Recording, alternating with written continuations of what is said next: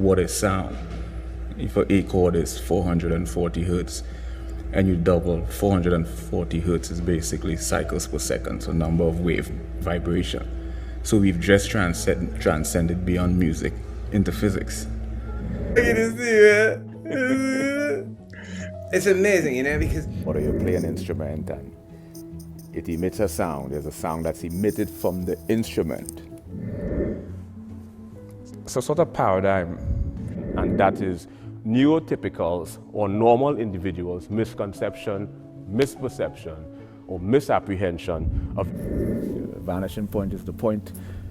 There's a point at the horizon.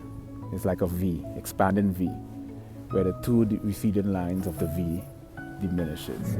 By creating a taxonomy of all interdisciplinary where physics meets linguistics when it comes In semantics, ambiguity, in analysis, a musical theoretical analysis, a linguistic analysis.